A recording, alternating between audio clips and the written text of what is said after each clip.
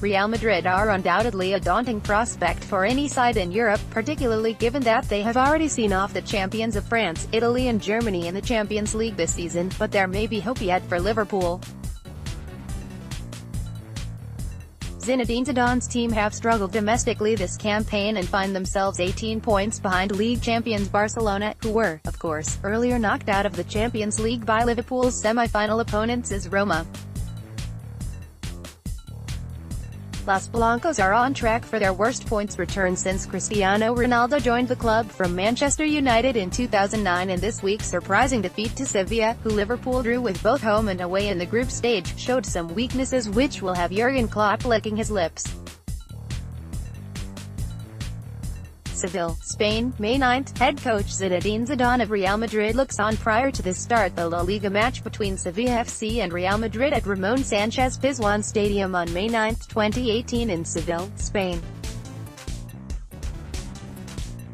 Photo by Aitor Alcalde, Getty Images. The first thing to point out is that Real Madrid were without many of their key men. The likes of Toni Kroos, Luka Modric and Marcelo were all rested whilst Gareth Bale was suspended. Cristiano Ronaldo, Dani Carvajal and Isco were all absent through injury, and whilst the latter returned to training on Friday, the first two could face a race against time to be fit for Kiev. Despite that, the weaknesses on show were not new to Real Madrid this season, as they again struggled against a side who were not afraid to be physical and attack on the counter. Early on, Zidane's side dominated, but Sevilla twice countered incisively, once by going long through the middle, as Liverpool were accused of doing time after time against Roma with a stunning impact, and once down the flanks with pace, just as Mohamed Salah and Sadio Mane possess in abundance.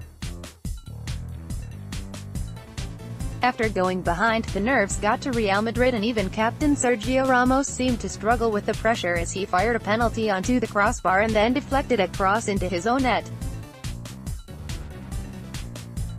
A late comeback with Ramos not making the same mistake again, and Porto Mayoral scoring after coming on as a substitute saved some face for the reigning European champions, but Liverpool will relish facing a disjointed defence like that.